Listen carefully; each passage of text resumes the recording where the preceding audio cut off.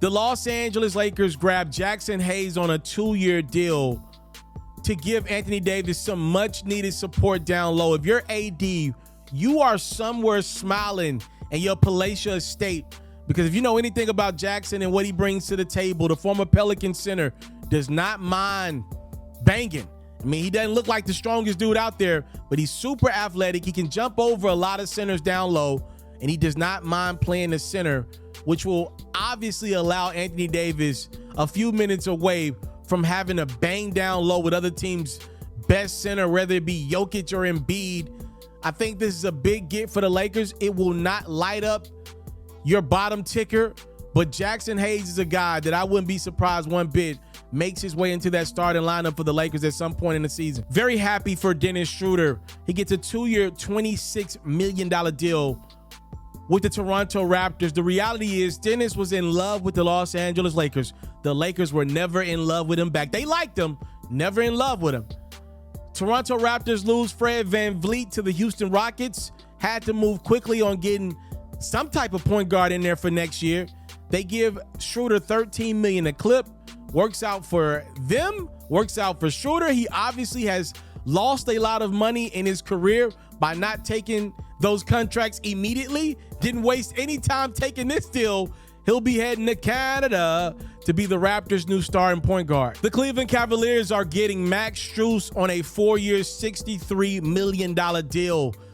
Y'all know what I feel about Max. I thought he was the best shooter available in free agency, just pure shooter. I had him right over Cam Johnson for that title. I think this is a huge loss for the Miami Heat.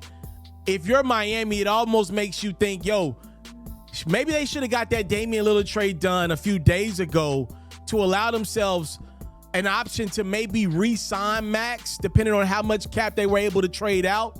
Now you allow the Cavaliers to get their hands on Max. You already know what they're trying to do. Donovan Mitchell can shoot the rock, but he's best when he's attacking the rim. Now you got a floor spacer. Obviously, they got two bigs in Jared Allen and Evan Mobley that don't space the floor that well. Hopefully, Strus will help with that next year. It appears that James Harden may be waiting a while to see where he ends up playing basketball next season. I think the biggest piece to a James Harden trade from the Philadelphia 76ers is Tyrese Maxey.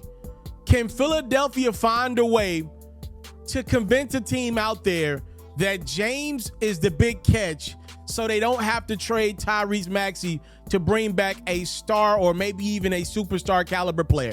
I think that's the biggest piece to this puzzle, is the Philadelphia 76ers' ability to make James Harden be the #1 piece to a trade, to sell the Clippers on that, to sell Portland on that. That'll be the difference. And if this trade gets done in the next couple of days or maybe the next couple months, I also think James probably will have to wait till the Damian Lillard saga gets finished, or maybe he's a part of the Damian Lillard trade.